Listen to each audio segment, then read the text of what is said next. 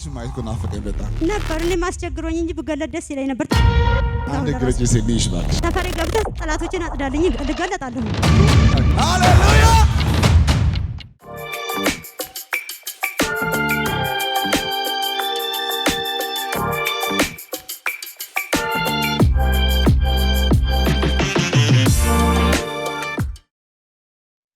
ስሜ ሀሊማ ይባላል። ከኮምቦልቻ ነው የመጣሁት። እኔ ሙስሊም ነኝ እና የዝቤ ቅባት ደግሞ ዘር፣ ቀለም፣ ሃይማኖት አይለይም፣ ሁሉን ይፈውሳል። ክብር ለስሙ ይሁንለት። እኛ ብዙ ጊዜ የምናገለግለው በመገለጥ መንፈስ እንጂ በማጋለጥ አይደለም። ወደ ኢየሱስ ድንቅ ስራ ዓለም አቀፍ ቤተክርስቲያን ጌስት ሃውስ ሐዋርያው የሚያገለግልበት ምክንያት አንድ ነው።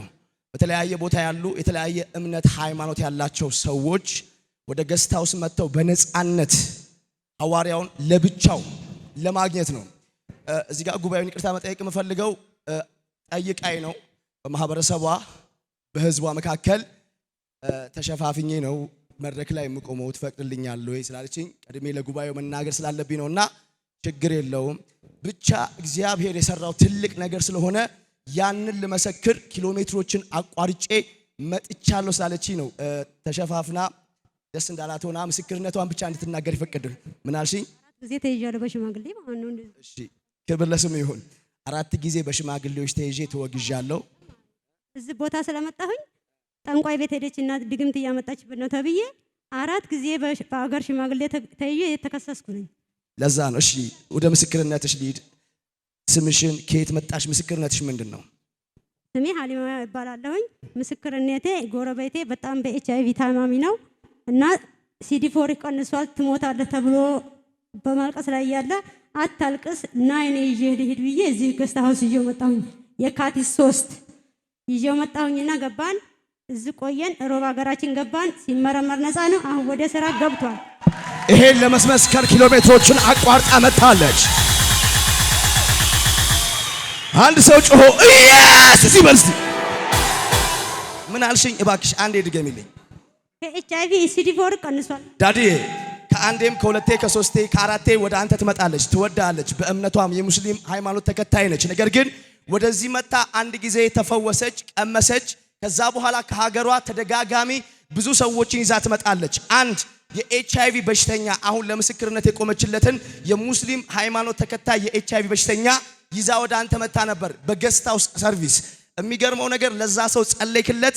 የዛ ሰው ነገር አብቅቶ እንደተናገርከው እንደዛ እግዚአብሔር ከኤችአይቪ ፈውሶት እሱ ሙስሊም ስለሆነ አልመጣም ቢል እሷ ግን የእግዚአብሔርን ተአምራት ሄጄ በእግዚአብሔር መድረክ ላይ በእግዚአብሔር ሰው ፊት እመሰክራለሁ ብላ ብዙ ኪሎሜትሮችን አቋርጣ መጣለች። ለጌታ ክብር፣ ጭብጨባ፣ እልልታ፣ ፉጨት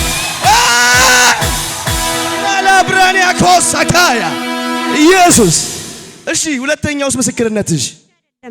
የእናቴ አክስቷ ልጅ ነበረችና እንደዚሁ ለ7 ዓመት መውለድ አትችልም፣ አልወለደችም፣ ልጅም የላትም። በየሐኪም ቤቱ ሄዳለች፣ አልወለደችም።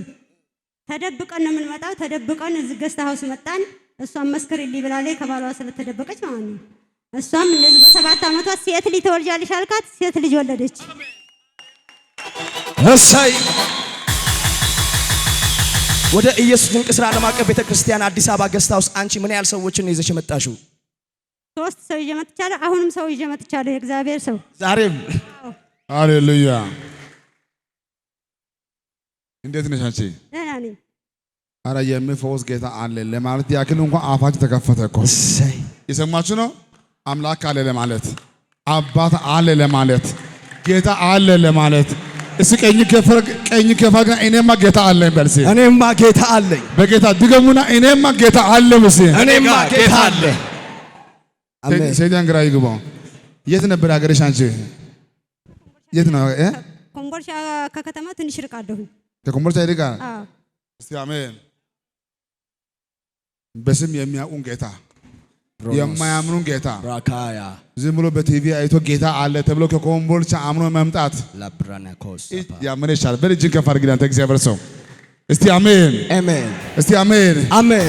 ቀጣይ እንዲህ ይሆናል። አሁንም እንዲህ ይሆናል። አሜን። የአሕዛቦች ልብ ወደ ጌታ ቤት ይጎርፋል። አሜን። የፈውሱ ቦታ ይሆናል። አሜን። እሰይ እሰይ። እየዋሸች አይደለም፣ ፌክ አይደለም። እያው ጌታን አመላችሁ። አሜን። ገርሞኛል። ሰው ገዝታውስ መታ አንተ ብቻ ስማ ያንተ ጌታ ፈውሶኛል ማለት ትችላለች። ገዝታውስ ገብታ የጌታ ክብር ግን እኔ በስውር በግልጽ እናገራለሁ አላየውም። እንደዚህ አይነት ድፍረት ይዛ ወጣለች። እንኳን ደስ አለሽ። አሜን። ተባረክ። አሜን።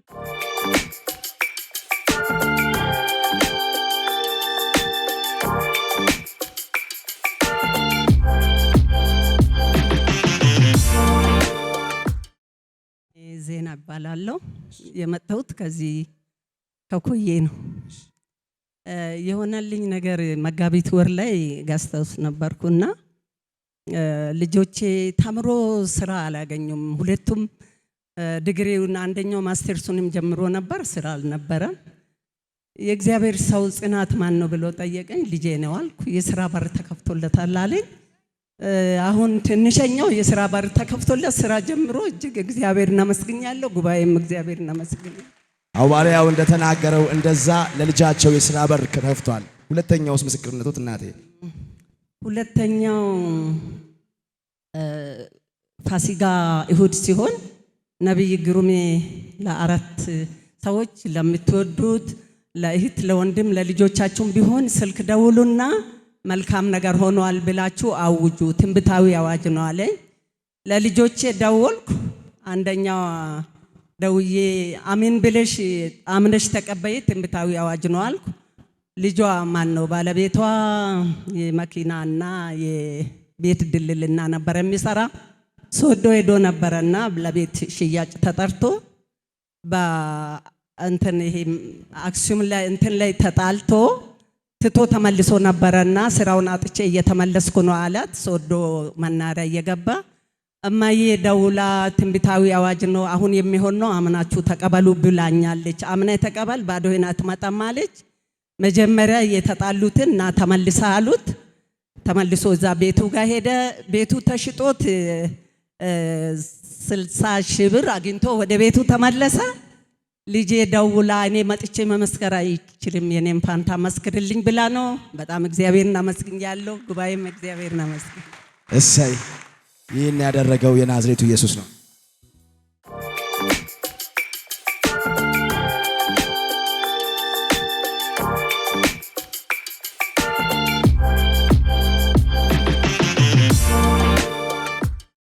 ስሜ አበራ አበበ ይባላል። ከዳንካካ ነው የመጣሁት። የመጀመሪያ እግዚአብሔር ሰው እንዳወጣው ቤተሰቦች 5 ናቸው።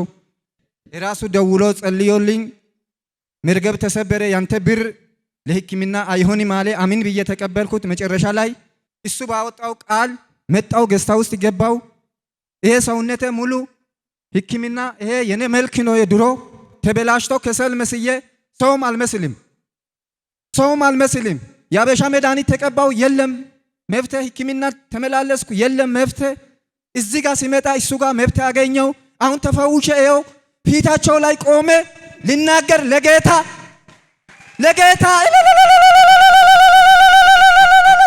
ኢየሱስ ጌታ ነው። ለጌታ ክብር ይጨበጨባል። እባካችሁ ተቸግራ ባዝሊ ይዛ ትዞራለች። ጆሮዬ ካከኩ በኋላ ከዚህ በላይ ነው። የሁለት ሰው ጆሮ ነው የሚመስለው። ጆሮዬ ይነዝራል፣ ዘይት ይወረዳል። ኢየሱስ ጌታ ነው።